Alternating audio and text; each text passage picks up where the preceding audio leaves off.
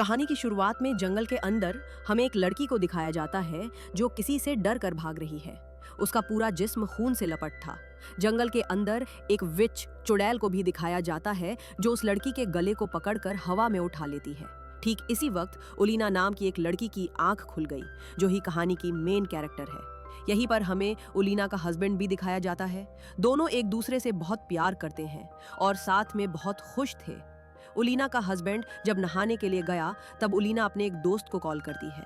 वो कहती है कि सब कुछ बहुत अच्छा चल रहा है, मैं अपने हस्बैंड के साथ बहुत खुश हूँ और अब मैं अपनी आगे की जिंदगी उसके साथ ही गुजारना चाहती हूँ।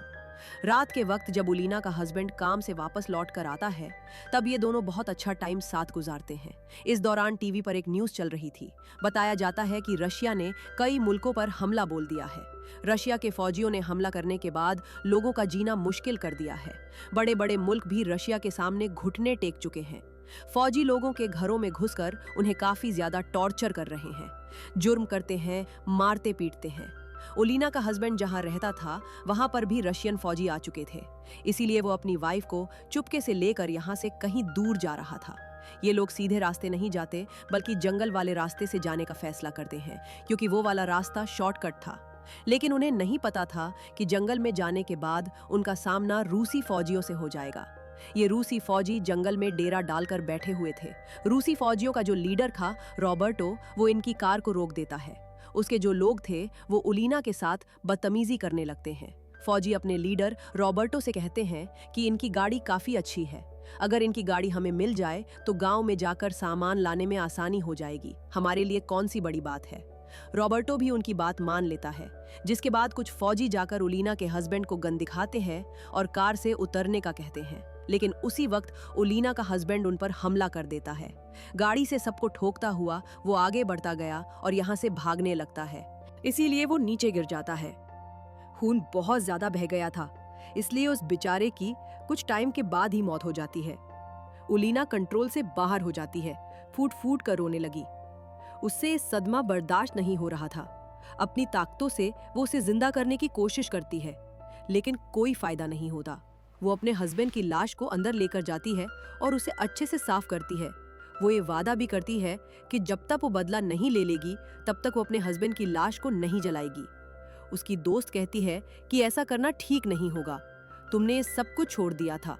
उलीना कहती है कि मैंने ये सब कुछ अपने हस्बैंड के लिए ही छोड़ा था, लेकिन उन लोगों ने उसे मार दिया है और अब क्योंकि वो नहीं रहा तो मैं भी चैन से नहीं बैठूं। इसके बाद उलीना एक खुफिया दरवाजा तोड़ती है और उसके अंदर चली जाती है। ये केव यानी गार थी और यहाँ पर एक छोटा सा घर बना हुआ था। आसपास बहुत सारी मोमबत्तियां भी जल रही हैं। उसकी कलाई पर पट्टी जैसा कुछ बंधा हुआ था जो शायद उसे रोकने के लिए था, जिसको वो चाकू से काट देती है। ऐसा करने की वजह से उसकी जो ताकतें थी वो फिर से वापस आ जाती है और वो बन जाती है एक विच। पहले भी वो विच ही थी, लेकिन हस्बैंड की खातिर उसने सब कुछ छोड़ दिया था। दूसरी तरफ हमें जंगल में रॉबर्टो को दिखाया जाता है। सुबह हो जाने के बाद वो अपने लोगों से कहता है कि गांव में जाओ और जो मिले उसे उठा लाओ। उसके कहने पर सभी लोग तैयार हुए और अपनी वैन लेकर गांव की तरफ चले जाते हैं। इनके हाथों में हथियार होने की वजह से इन्हें किसी चीज का कोई डर नहीं था। घर के अंदर घुस जाते हैं और लोगों को पीटकर उनका सामान लूट लेती है।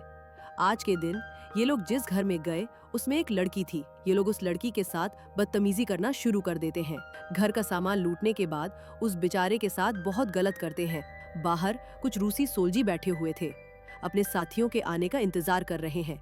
तब यहाँ पर साइकिल लेकर एक औरत आती है जो इन फौजियों के बारे में उल्टा सीधा बोलने लगती है, जिसकी वजह से एक फौजी गुस्से में आकर औरत के सर पर गोली मारता है और उस बेचारे की भी मौके पर ही मौत हो जाती है।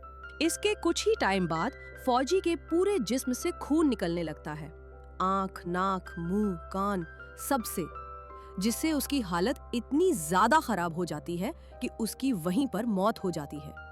बाकी सोल्जर उसे ले जाकर जमीन में गाड़ देते हैं। लेकिन इस हादसे से ये लोग काफी डर जाते हैं। किसी वजह से जिस लड़की को बंदी बनाकर ये लोग अपने साथ ले गए थे, उस लड़की को वापस लाकर ये लोग जंगल में छोड़ देते हैं, क्योंकि फौजियों को लगा कि ऐसा करने से सब कुछ ठीक हो जाएगा। वो लड़की उठी और जैसे तैसे करके घर की तरफ जाने लगती है। उसी वक्त सामने एक कार आकर रुकती है। इस कार में कोई और नहीं बल्कि उलेरा। वो लड़की से कहती है कि अगर बदला लेना चाहती हो तो मेरे साथ मिल जाओ।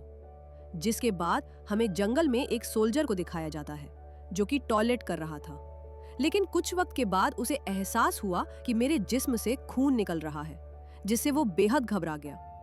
अब जाहिर है इसके पीछे भी उलेरा कहाँ था। अब इन्हीं में से एक सोल्जर अपने फैमिली के पास जाना चाहता था। वो फैमिली की तस्वीर को देखकर उन्हें बहुत याद कर रहा होता है, लेकिन इससे पहले वो उसे मारती, वो उसके फैमिली की तस्वीर को देखने और सिर्फ तस्वीर को ही लेकर यहाँ से चली जाती है। वो फिर दूसरे किसी सोल्जर को अपना शिकार बनाने के लिए आगे बढ़ी और जैसे एक सोल्जर देखा उसे मारने के लिए, वो उसके सामने बहुत सारे पैसे फेंक देती है। वो सोल्जर पैसे में इतना अंधा हो जाता है कि वो उलेरा का पीछा करने लगता है। अब अगले दिन सुबह पता चलता है कि उलेरा ने उस सोल्जर के साथ किया। दरअसल उलेरा ने उस सोल्जर को ले जाकर एक पेड़ से बांध दिया था। उसका बहुत बुरा हाल था, खून निकल रहा था और जिस पर कपड़े नहीं थे। ठंड से वो कांप रहा होता है। उलेरा ने उस सोल्जर के ऊपर भी रिचुअल किया और सभी सोल्जर के सामने उनके ही आदमी को जान से मार देती है, वो भी बॉम्ब की तरह फाड़कर, जिसे उसके जिस्म के टुकड़े टुकड़े हो जाते हैं। लेकिन उलेरा उसकी बात नहीं सुनी। जैसे ही सोल्जर की फैमिली पर किया गया रिचुअल पूरा हुआ, उसकी फैमिली खत्म होना शुरू हो जाती है। सोल्जर की फैमिली की लाशों की एक तस्वीर उसके पास आ गई। यहाँ से भाग निकलने का फैसला करता है। वो जाकर वैन में बैठा और उसे लेकर यहाँ से निकलने लगता है, लेकिन तभी उस सोल्जर के सामने उलेरा आ जाती है जो उसे डराने लगी। डर की वजह से वो बेचारा कांपने लगा और बिना सोचे वैन को लेकर काफी स्पीड से पीछे की तरफ जाने लगता है। उसके इस गलती की वजह से कुछ सोल्जर कुचलकर मारे जाते हैं, जिस वजह से बाकी के सोल्जर को इतना गुस्सा आया कि वो लोग उसे बांधकर बहुत फेंकते हैं। जो सोल्जर्स मारे गए उनकी लाशों को ये लोग दफना देते हैं, लेकिन उसी वक्त अचानक से इनके चारों तरफ बम फटना शुरू हो जाता है। जाहिर है ये काम भी ओलिना का ही था, लेकिन बम को फटते देख सभी सोल्जर्स अलग अलग हो जाते हैं। इस बीच एक सोल्जर को उस औरत की साइकिल दिखाई देती है जिसे उसने गोली से मारा था। एक इसी वक्त उसके पीछे उस औरत की आत्मा भी आ जाती है जो बहुत डरावनी लग रही थी। उसे देख सोल्जर काफी डर गया और वहां से भागने लगता है, लेकिन हड़बड़ी में वो नीचे गिर जाता है। वो उसका लीडर नहीं था, बल्कि वही औरत थी जिसको उसने गोली से मारा था, और वो बहुत ही बुरे तरीके से फौजी को मारकर उसके दिल को बाहर निकाल लेती है, जिस दिल को बाद में ओलिना खाने लगी। ऐसा करके उसे बहुत सुकून मिलता है। शिमली धीरे धीरे उसका बदला पूरा हो रहा था। वो सभी फौजियों की जान चुरा ले रही है। उसकी दोस्त ऐसा करने के लिए भी उसे मना करती है, लेकिन वो उस पर गुस्सा करने लगती है। सभी सोल्जर्स को पता चलता है कि दफन की हुई सभी लाशों को किसी ने बाहर निकाल दिया है। ये यकीन हो गया था कि ये काम उसी का हो सकता है जो हम सबको मार रही है। सारे फौजी वैन को लेने के बाद जब दोबारा गांव की तरफ जा रहे थे, इन्हें पेड़ों पर बहुत दिल दहला देने वाली चीज नजर आई। दरअसल जिन फौजियों को दफनाया गया था, उनकी लाशें निकालने के बाद किसी ने उनके छोटे छोटे पीस करके पेड़ों पर लटका दिए थे। ये देखकर एक फौजी बहुत डर जाता है। रॉबर्टो को जंगल की तरफ एक औरत नजर आती है। उसको देखने के बाद सभी सोल्जर्स उसकी तरफ फायरिंग करने लगते हैं। कुछ देर बाद वो अचानक से गायब हो जाती है। दरअसल वो और कोई नहीं बल्कि ओलिना थी, लेकिन वो खुद को बचा नहीं पाई। वो सारी गोलियां लगने की वजह से वो काफी जख्मी हो गई थी। उसकी दोस्त ओलिना की मदद करते हुए उसके जिस्म से सारी गोलियों को बाहर निकालती है। सोल्जर्स को जंगल में उस जगह खून नजर आता है। खून का पीछा करते करते ही लोग ओलिना की दोस्त के घर के पास आ जाते हैं। 2 सोल्जर्स अंदर चले गए, जबकि 2 सोल्जर्स बाहर ही खड़े हुए। अब ओलिना बाहर वाले दोनों पर भी जादू करती है, जिससे दोनों आपस में लड़ने लगते हैं और बात इतनी ज्यादा बढ़ जाती है कि एक दूसरे को जान से मारने पर उतर आते हैं।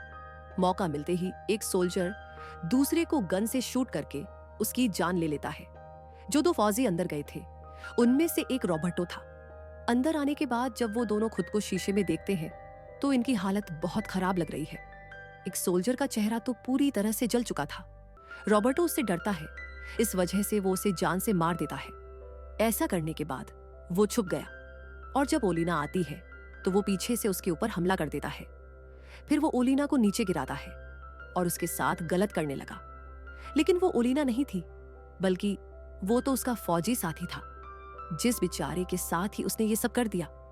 और अब ओलिना भी सच में यहाँ आ जाती है। इसी वक्त यहाँ पर उसकी दोस्त आकर जानकारी देती है कि मैंने चेक किया था, तुम माँ बनने वाली हो। इसी वजह से गोली लगने के बाद भी तुम ठीक हो गई।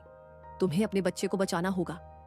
तब रॉबर्टो पीछे से उसकी दोस्त पर हमला करके उसे पकड़ लेता है और उस पर गन काट देता है, जिससे ओलिना का अब इतना दिमाग खराब हो गया कि इस बार वो उस पर इतना खतरनाक हमला करती है कि उसे जान से मार डालती है।